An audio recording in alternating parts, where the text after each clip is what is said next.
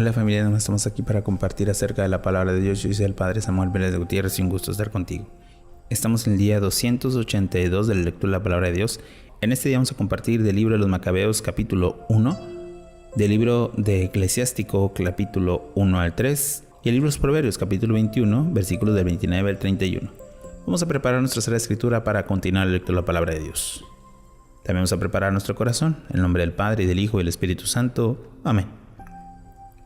Del libro de los Macabeos, capítulo 1. Alejandro Magno y sus sucesores. Alejandro de Macedonia, hijo de Filipo, salió de su país, venció a Darío, rey de los persas y medos, y lo situó en el trono teniendo a Grecia como cabeza de su imperio. Emprendió muchas guerras, conquistó fortalezas y mató a los reyes de la región. Llegó hasta los extremos de la tierra, saqueó muchos pueblos y la tierra enmudeció ante él. Su corazón se llenó de soberbia y de orgullo. Reclutó un poderoso ejército y sometió provincias, naciones y reyes que le pagaron tributo. Después cayó enfermo y al darse cuenta de que se iba a morir, llamó a sus altos funcionarios educados con él desde la juventud y les repartió imperio antes de morir. Alejandro murió a los 12 años de haber comenzado a reinar. Sus generales se hicieron cargo del poder, cada cual de la provincia que le correspondió. Todos ciñeron la corona después de su muerte y sus hijos después de ello durante muchos años, llenando la tierra de males. Helenismo en Israel. De aquellos generales salió un retoño impío, Antíoco Epifanes, hijo del rey de Antíoco. Había estado en Roma como rehén y comenzó a reinar año 137 de la era de los griegos. Pero entonces surgieron israelitas apóstatas que sedujeron a muchos diciendo: pactamos con los pueblos de alrededor, pues desde que nos hemos separado de ellos no hemos venido muchos males. Les pareció bien la propuesta y algunos del pueblo fueron a ver al rey. El rey le autorizó a seguir las costumbres paganas y siguiendo dichas costumbres edificaron un gimnasio en Jerusalén. Disimularon la circuncisión, abandonaron la alianza santa para asociarse a los paganos y vendieron para hacer el mal. Campaña de Egipto y saqueo del templo y de Jerusalén. Cuando Antíoco consolidó su trono, pensó en reinar también sobre Egipto, para mandar en los dos países. Entró a Egipto con un ejército poderoso, con carros de guerra, elefantes, soldados de caballería y una gran flota. Atacó Ptolomeo, rey de Egipto, que retrocedió y huyó, y le causó muchas bajas. Antíoco ocupó las ciudades egipcias fortificadas y las saqueó. Año 143, cuando regresaba de la conquista de Egipto, se dirigió contra Israel y Jerusalén con un poderoso ejército. Entró con insolencia en el templo y se apoderó del altar de oro, del candelabro con todos sus accesorios, de la mesa donde se ponían la ofrenda, las copas, tazas, incensario de oro, velo, corona y la decoración de oro de la fachada del templo, llevándose todo. Se llevó también la plata, oro, vasos preciosos y tesoros escondidos que pudo encontrar. Se llevó toda su patria después de haber derramado mucha sangre y de haber hablado con orgullo. Hubo un gran luto en todo Israel. Jefes y ancianos gimieron, doncellas y jóvenes languidecieron y padecieron la belleza de mujeres. El recién casado entonó una lamentación y la recién casada se angustió en el lecho nupcial. La tierra tembló, vendió la suerte de sus habitantes y toda la descendencia de Jacob se cubrió de vergüenza. Pasados 2 años, el rey mandó a las ciudades de Judá un recaudador de impuestos que llegó a Jerusalén con un ejército poderoso. Se presentó en su astucia en son de paz y le creyeron. Pero irrumpieron de improvisación en la ciudad, hizo un gran estrago y mató a muchos israelitas. Saqueó la ciudad y lo encendió y destruyó las casas y las murallas que la encercaban. Se llenaron cautivos a niños y mujeres y se apoderaron de sus ganados. Reedificaron la ciudad de David con una muralla alta y sólida y una torre fuerte, convirtiéndola en una ciudadela. Instalaron ahí mala gente, hombres perversos que hicieron fuertes en ella. Almacenaron armas y víveres y reunieron el botín recogido en Jerusalén y se convirtieron en un enclave molesto, un peligro constante para el templo y una continua amenaza para Israel. Derramaron sangre inocente alrededor del templo y profanaron el santuario. Por su causa huyeron los habitantes de Jerusalén y la ciudad se convirtió en una colina de extranjeros. Llegó a ser una extranjera para los suyos y sus hijos la abandonaron. Su templo quedó como un desierto y sus fiestas se cambiaron en luto, las sábanas en injurias y la gloria en desprecio. La humillación fue tanta como su grandeza y su magnificencia se cambió en llanto. Proscripción del judaísmo. El rey ordenó que todos sus súbditos formaran un solo pueblo y que cada uno abandonara sus costumbres propias. Todos los gentiles aceptaron la orden del rey y muchos israelitas se acomodaron a la religión oficial. Ofrecieron sacrificios a los ídolos y profanaron el sábado. El rey mandó mensajeros a Jerusalén y las ciudades de Judá con órdenes escritas de que se aceptaran las costumbres extranjeras. Suprimieron los holocaustos, sacrificios, ofrendas en el templo, profanaron el sábado y la fiesta.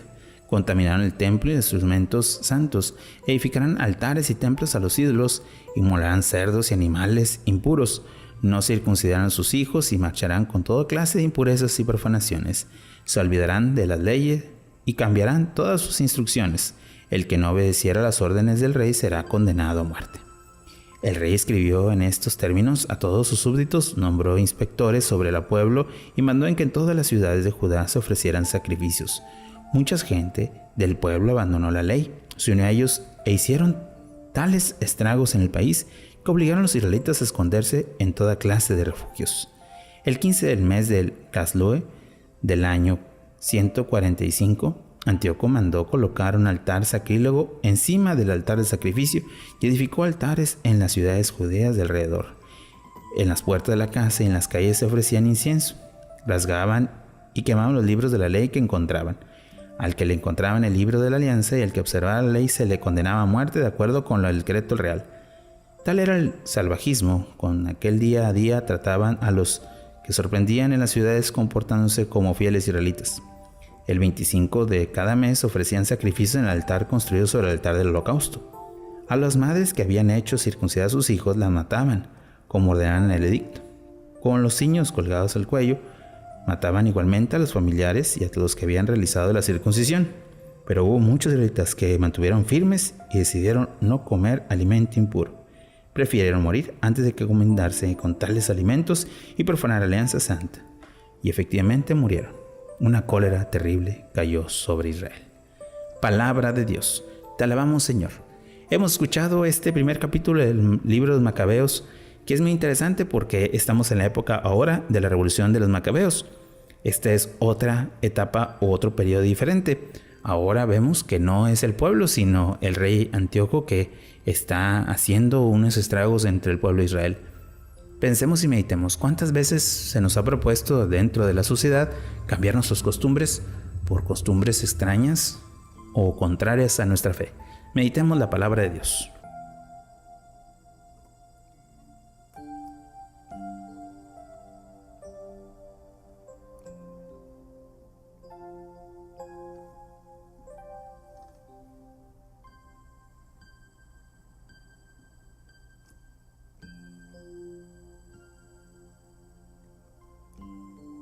Habiendo meditado el libro de los Macabeos, pasemos ahora al libro eclesiástico, capítulo 1.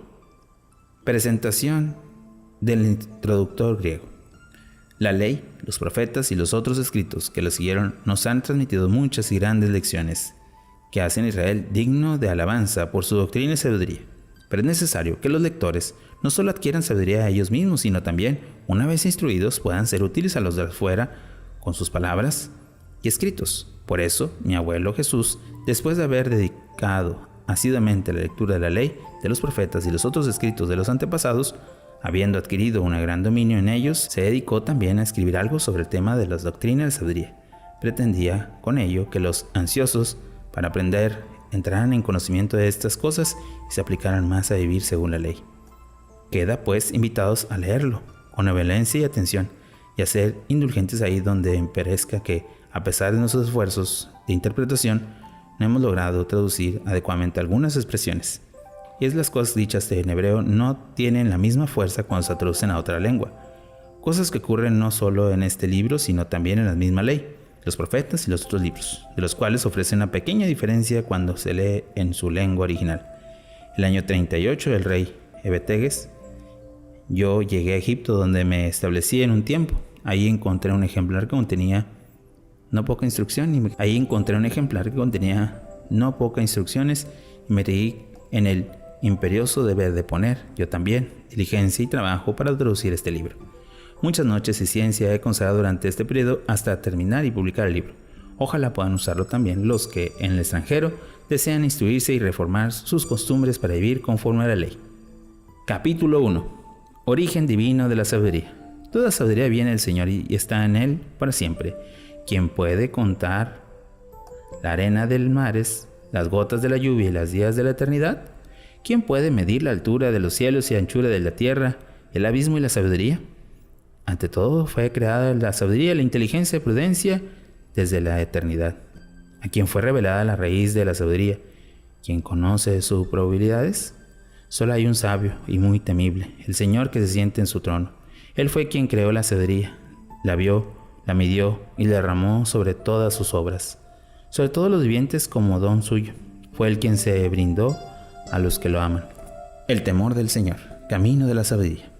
El temor del Señor es gloria, honor, gozo y corona de alegría.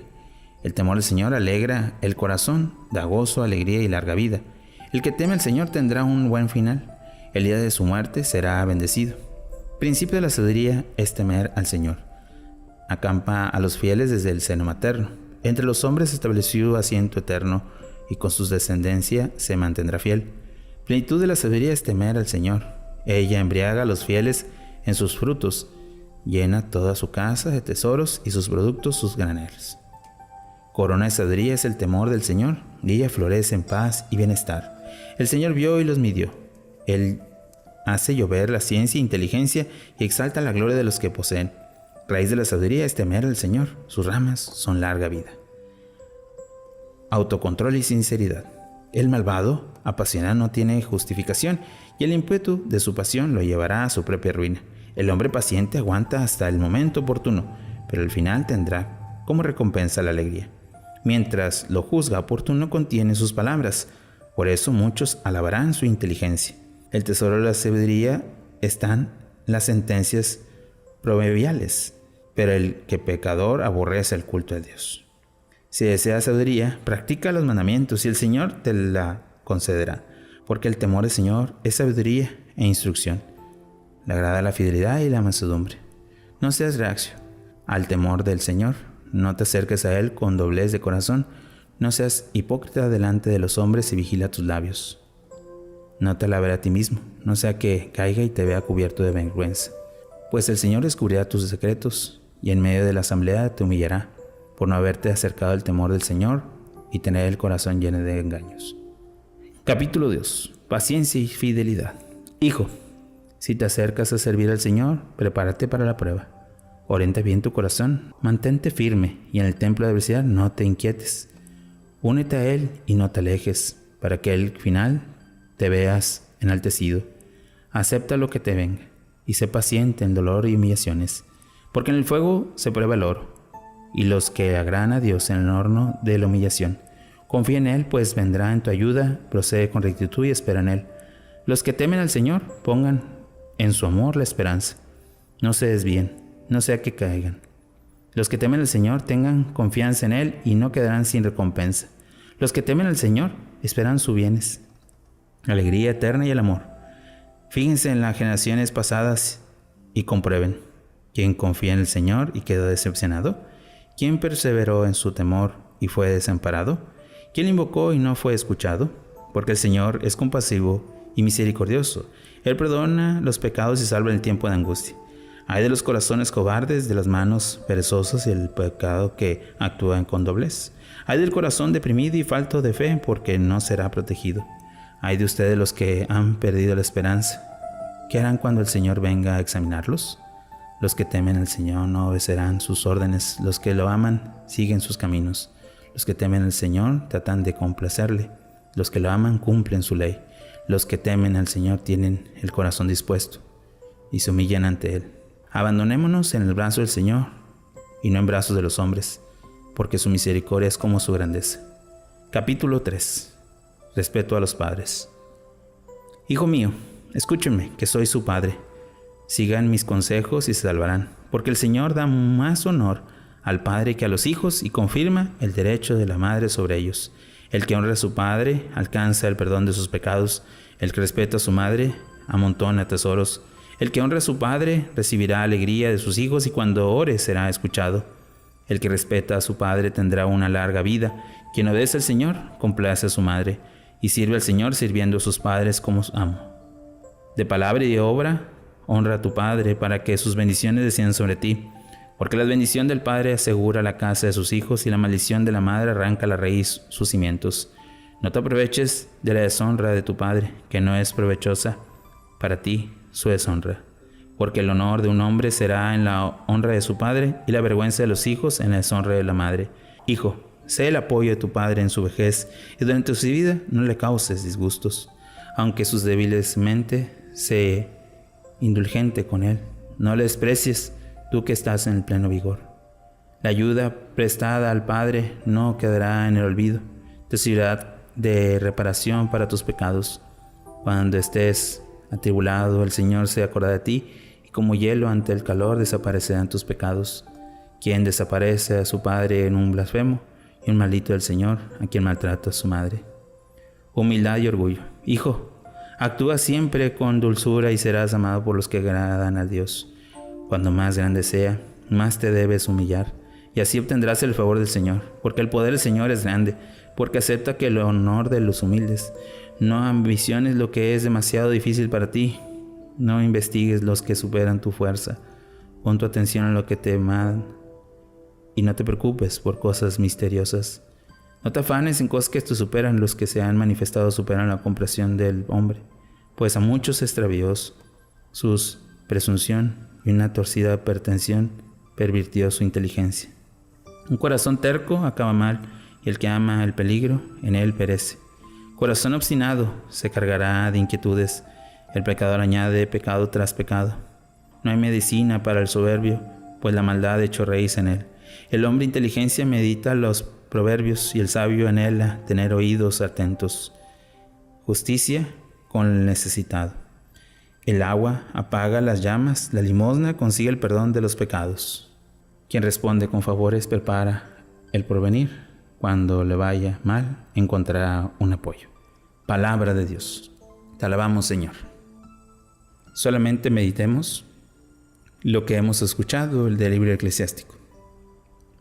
Revisa qué parte del eclesiástico te hizo tocar tu corazón y sobre todo recordar tus enseñanzas. Meditemos un poco la palabra de Dios.